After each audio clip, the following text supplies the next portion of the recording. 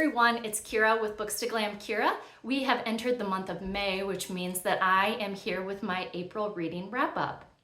I read 9 books in April, and the first 3 books that I want to share with you, I actually am not going to go into great detail on, solely because I did a reading vlog earlier in the month.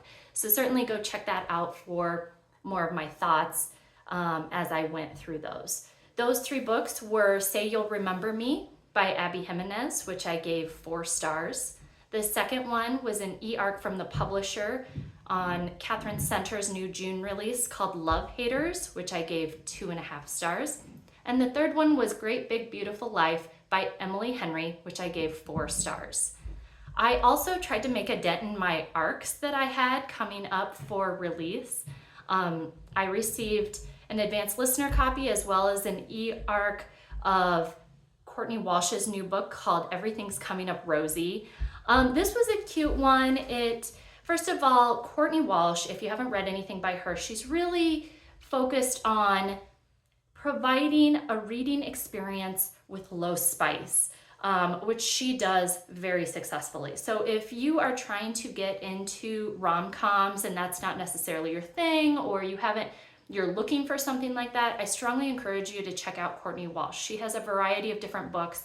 Some are kind of, I would say, seasonal or holiday themed, but there's also some that you can read year round. So with this particular one, we have a female main character named Rosie. She recently found that she's not becoming as quote unquote successful as her friends are in their life. You know, people are starting families, they're becoming successful in their careers, and she kind of feels a little stuck.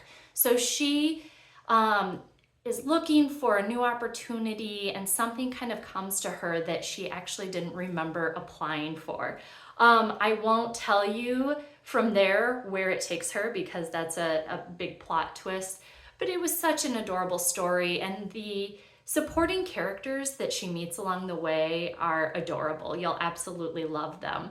I will share with you that I was a little hesitant going into this book, mainly because there is a focus on theater. You know, that you've got your theater nerds, people that grew up with theater, and that's kind of where she's at and what she does with her career.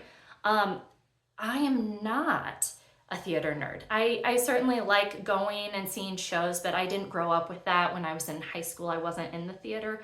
So I was concerned that I wasn't going to relate to it, or I wasn't going to appreciate it or enjoy it as much, but I did. So if this is a hesitancy for you as well, I'd say go for it and read it, because I looked at more of the bigger message, the bigger picture, and that was the idea of not giving up on your dreams, just reimagining them. And I love that saying. So don't let it discourage you. Jump right in, check it out. I love the characters in this book. Again, I can't say enough about them, and just this girl named Rosie finding her way in life. And so I gave that 3.5 stars. The next arc that I read was by Viola Shipman, and it's called The Page Turner. I have to say, I had a pleasant surprise with this one. When I started reading, I did not know this at the time, but part of the story was actually set in a touristy town called South Haven, Michigan. And so for those of you that don't know me, I actually vacation. I go on a family vacation every year in South Haven, Michigan. So that was such an awesome surprise that part of the book was set there. We are following our female main character. I apologize, I don't remember her name, but she is a recent graduate. She strives to become a writer, and she's kind of conflicted because the family has a business in publishing, so they want her to kind of follow in their footsteps while she obviously wants to pave her own path. And so it started out really nice. I especially loved, obviously, the setting of South Haven. I loved the character that is and was Gigi. Gigi was the main character's grandmother. And I say was because the author did such a good job with making Gigi an active part of the story, even though she has already passed. So constantly having what I would call Gigi-isms, sayings, things to enlighten you, to encourage you. That could have been the story for me. It truly could have been the female main character finding her way in Gigi and South Haven. Unfortunately, we left South Haven and we went to, I don't even remember, someplace on the West Coast, I think. And the family and the male main character, none of that worked for me. There was just a lot of conniving and negativity, and it lost me. I realized that that's supposed to be kind of a challenging plot twist here, but there were unrealistic situations, and I did not connect with the other characters. So for me, unfortunately, it went from like high on the list to a 2.5. Sad to say, but I did indeed love the character of Gigi and South Haven. And then the next arc that I read, I was fortunate enough to get the new release by Nikki Erlick. Nikki Erlick is the author of The Measure, and her new one, The Poppy Fields, is what I got to read. Nikki has this way of writing about kind of a futuristic setting in a fictional world that's still relatable. And so for this particular one, we are introduced to a variety of different characters that are trying to find their way from all different parts of the US, finding their way to the poppy fields. We also have the perspective of someone that's working at the poppy fields. And the concept here is that individuals can go to the poppy fields and sleep away their grief. They do have this, again, Nikki's very good at the details and helping you make logical sense of a fictitious idea, which I absolutely love in a book. So kind of concepts about how, it's free to, whoever comes, but there is an application process and it's kind of questionable on who gets approved and who gets denied. She does do a great job of just talking about grief and how grief can look very different scenarios. It's not just, for me, the initial thought is, oh, grief is because someone passed away that was close to you. But it can be other things too. It can be an accident that occurred. It could be a divorce. It could be, just the loss of something or someone, not necessarily passing. And so I appreciated that point of view. Now, the majority of the story is kind of this road trip of these individuals getting to the poppy fields. What this story was missing for me was more when they were there. There was such this great buildup, and then we get there and it's over in a flash. So for me, I gave it 4 stars. I really wanted a little bit more once we got to the poppy fields, and kind of even more after the sleep, after they received their quote unquote treatment, just to see how it impacts both positive and negative. And then I read some other books. I read some books for book clubs. I read The Last Green Valley. It's a historical fiction novel by, I think his name is Mark Sullivan. He wrote the Scarlet Sea as well, another historical fiction novel.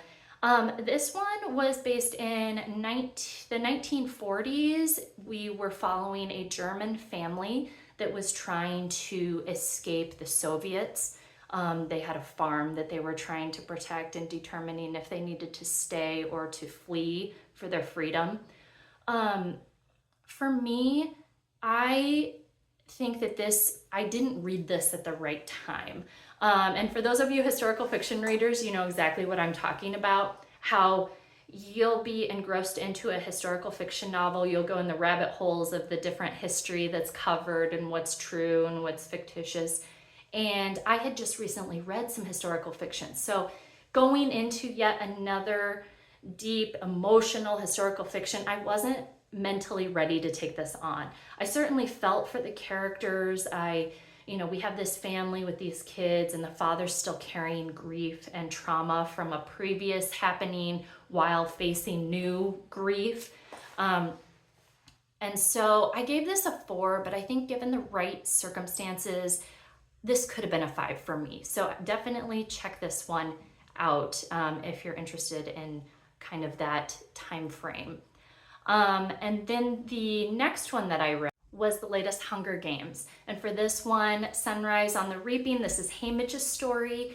I won't talk too much about this, but with it being Haymitch's story, we're entering the Hunger Games from when he was young and when he was selected, kind of that whole process. So for me, it wasn't new ideas. It felt a little bit repetitive just because yet again, we're in the Hunger Games. I did enjoy that there were some characters from the earlier seasons of the Hunger Games that were adults that made an appearance, like such as Effie and Beetee and a couple others. I don't want to spoil it for you, but I appreciated kind of those little Easter eggs coming into play. So didn't love it because it just felt like yet another Hunger Games, but there was an element that kind of gets a little emotional for Haymitch. And so for that reason, I did rate this higher than Snow's story, which I didn't care for at all. So I gave this one 4 stars. And then the last book that I read for the month was called Once for Yes. This is the latest from Ali Millington. She is actually a middle grade author who wrote Olivetti, which I loved. So Olivetti was the book that got me back into reading middle grade. So for those of you that don't know, middle grade is targeted towards, I think it's 9 to 12. It can kind of fluctuate based on the books. But clearly I am not 9 to 12 and I love this author. The thing that keeps me coming back to her is she always has a dual point of view in her books. So with Olivetti, there were multiple point of views, but one of the point of views was from the perspective of a typewriter. And so for this one, we are in an apartment complex. We have a variety of different individuals that somewhat know of each other, but are forced into a situation together where they find out that they're having to be evicted. They have to move out of their apartment. And so with that, you can kind of piece it together that you're gonna have some found family, which I love in a story. And then one of the point of views is the actual apartment itself. And I just love that. I love when the building has feelings, has thoughts, and has a way of interacting and can see how things are affecting those that live within them, and just seeing the life stories. It's really impactful for just a little middle grade book. So if you're looking for an opportunity to get into middle grade, I strongly encourage you to check out Ali Millington. So that's what I have for April, you guys. Thank you for joining me and staying through the end of the video. If you have a favorite book in April, or if you read any of these, I'd love to hear in the comments below. Otherwise, we'll look forward to May. Let me know what you're looking forward to, what your most excited release is in May, and we will chat soon. Thank you so much.